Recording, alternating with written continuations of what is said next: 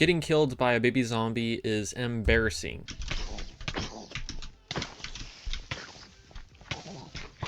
No!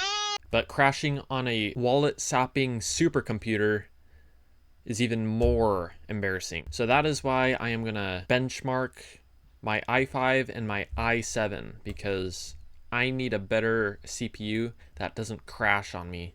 So right now I have the 14400F. It's the i5 processor or CPU, whatever you call it, and it is crashing a lot. So I decided to upgrade to the i7, and it's maybe better, maybe worse, but that's why I'm going to do a benchmark in this video. So stick around to the end so I can give you all my parts that I have on my PC. So I'm going to benchmark this all with my budget-friendly GPU, which is the 4080 Super. It's kind of fast, so that's why I'm going to use shaders because I don't have a slower GPU. It's the only budget GPU I have, so yeah. The control variables for my benchmark on 1.8, we're going to have 32 chunks, 10 gigabytes of RAM, complementary unbound shaders with Optifine. I loaded the world and took about 25 seconds to boot the world with the i5 and 21 seconds to boot the world with the i7. It took an additional 5 seconds to load the terrain with the i5 and the i7. Once I started loading the chunks, I was getting 80 to 70 FPS with the i5 and 80 to 75 FPS with the i7. Yeah, that is a little more stable than the i5, but you know, expected because i5 is a crasher. Anyways, I was idle and I was getting 55 to 40 FPS on the i5 and 55 to 50 FPS on the i7. It's more stable than the i5, but you know, like I said, the i5 is a crasher. Worst CPU known to mankind. And that's saying something. So I increased the render distance to 48 chunks and I started off with 220 FPS with the i5 and then it crept all the way down to 45 FPS. And for the i7, started with 235 FPS and it just crept right down to 55 or something like that. And then I tried to load Rethinking Voxels on the i5 and it just crashed. Yeah, absolutely amazing, absolutely crazy processor. It's the best one on the market. It is not the best one on the market at all. I think the best one on the market is the 14900K, and that one probably still crashes even though they try to get rid of that oxidation thing. Intel's just bad. Don't use Intel. AMD's better. I don't know why. Just is. That's what they say. So for my 1.9 benchmark, I had the same control variables other than the shaders, which was Rethinking Voxels, and I used Fabric API with the Sodium, Iris, and Fabric API. So it was pretty much bare bones. I could have done more, but you know, I didn't have the time to optimize it to the best of my ability. It took 3 seconds to boot the world with the i5, and it took 8 seconds to boot the world with the i7, which is strange, but the i7 is just an older processor, so I get it. And it took an additional second to load the terrain on both. And when I was loading the chunks, 32 chunk render distance, getting 55 to 40 FPS on the i5 and a solid 45 FPS on the i7, more stable than the i5. And something bad happened when I was just going around. My i5 started to glitch out. I was getting huge lag spikes down to 10 FPS or something. I'm allergic to lag spikes, by the way. So yeah, and then I went into spectator mode on the i5. I was getting to 30 to 10 FPS on the i5, and it was pretty bad. I was getting 35 to 30 FPS with i7. A little more stable, actually a lot more stable. So I entered the Nether because I wanted to see what the Nether looked like. I entered the Nether with 30 FPS on both CPUs, rose to 60, and then back down to 30 FPS on the i5, and back down to 40 FPS on the i7.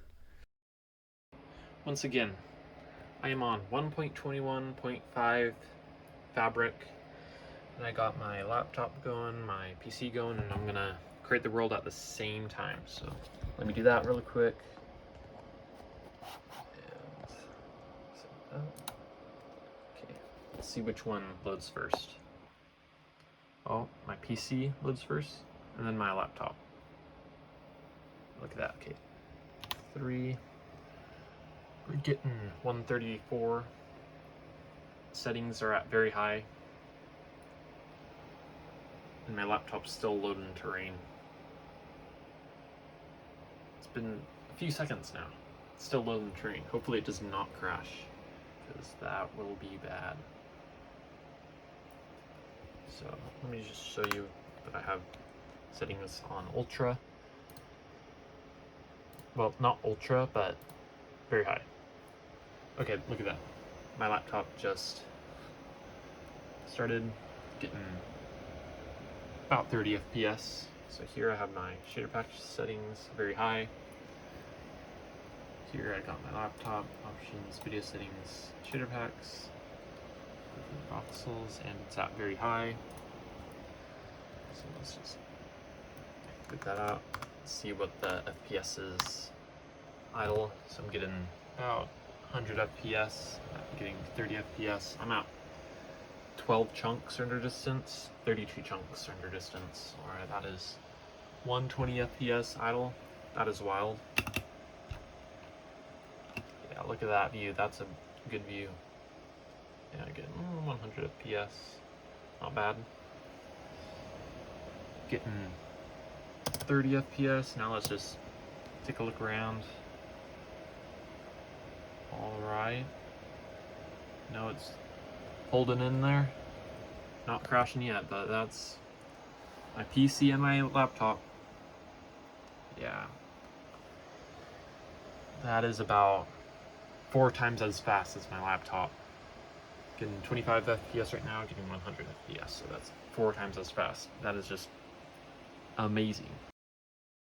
So now that you know the benchmarks, now it's time to give you the parts that I used on this PC. So, you know, the i5, i7, I already told you those CPUs. You should have watched through the entire video and not skip to here to know what the CPUs were, but you know, not my fault. So the 4080 Super is the ProArt edition. I have 2 Mobius Corsair fans spewing in air. I got the Samsung 990 Pro NVMe drive or something, 1 terabyte, which is amazing. I don't know, that's what the YouTubers say.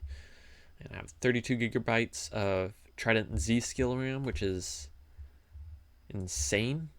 I have 8 gigabytes on this laptop, and I keep crashing. Well, I don't crash as much, but I crash when I raise up my shaders. Yeah, it's absolutely wild. Yeah, so I have the B760i LG 1700, no, it's a LGA 1700 motherboard, chipset, whatever you call it. Good motherboard, good for ITX. It's the MSI motherboard, so it's gonna be better or something, I don't know. It's silvery, which is kind of strange, because I have a black PC case, which is the Forum DT1, best case on the market, and it matches my desk because it has an iodinized finish on the metal, which is beautiful. I think the same thing with my graphics card. Maybe it's some other composite or something, I don't know. And then I have the Lian Li 750 watt SFX PSU, which is, you know, it's a good CPU for what I've got. 4080 Super, which only takes 320 watts, and my motherboard, which only takes maybe 150 watts, so that's about 470 something. Just not all of it. And I just realized, why is this tree chunk band or something? I don't know. It looks, that's the most ugliest tree I have. And another one. Why? They're everywhere. This is the ugliest tree in existence. I don't see any more, but if you spot any in the video, comment down below, because I probably missed a lot. Yeah, so bye.